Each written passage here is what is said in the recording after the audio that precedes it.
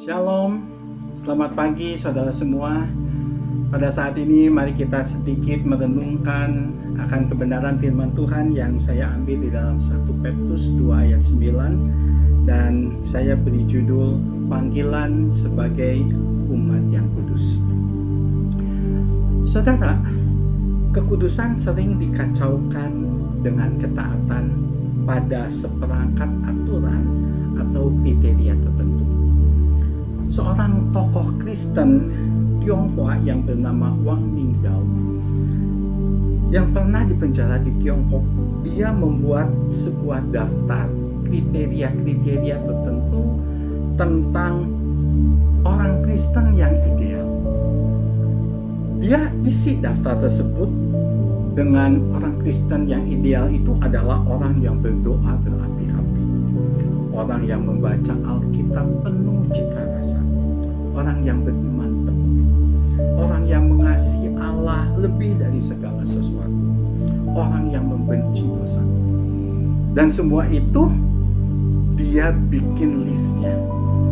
Nah, kalau Wang Mingdao pernah membuat list untuk menjadi orang Kristen yang ideal, tentu kita juga punya kriteria tertentu untuk menjadi seorang Kristen yang kudus.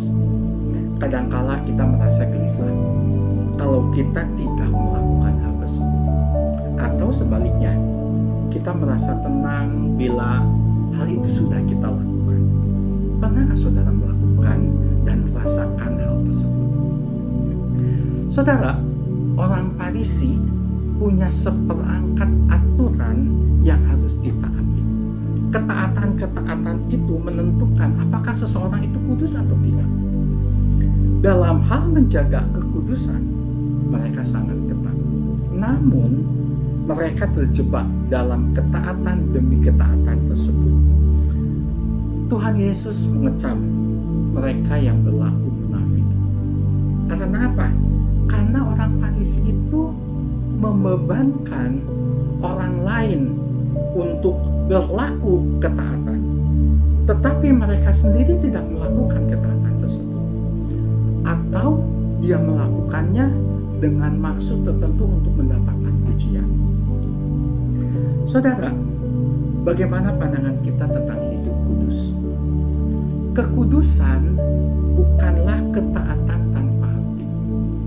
Kekudusan bukanlah hidup terisolasi dari dunia luar, tetapi kekudusan adalah sehati dengan hatinya Tuhan, sepikiran dengan pikirannya Tuhan.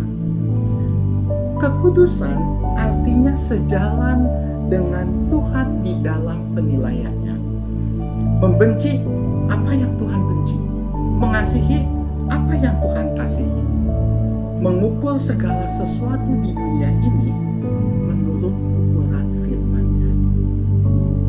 Jadi saudara, orang kudus adalah orang yang menempatkan Tuhan dan firman-Nya sebagai pusat kehidupannya.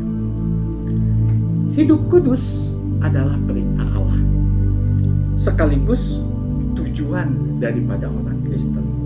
1 Petrus 1 ayat 15-16 berkata, "Tetapi hendaklah kamu menjadi kudus di dalam seluruh hidupmu, sama seperti Dia yang kudus, yang telah memanggil kamu.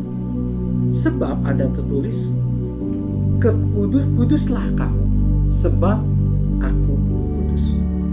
Dengan kata lain, kita harus serupa dengan Allah, serupa di dalam namanya. Namun saudara, kekudusan sering dianggap penghalang hidup bahagia.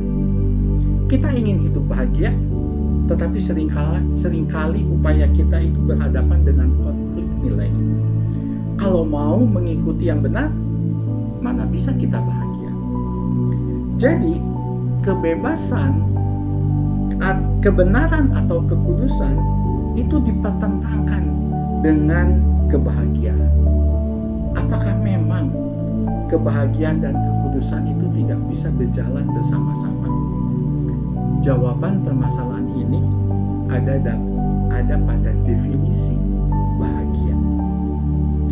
Jika bahagia itu identik dengan kesenangan hedonistik atau kesenangan dengan kepuasan tanpa batas, maka memang kekudusan dan kebahagiaan itu akan saling bertentangan.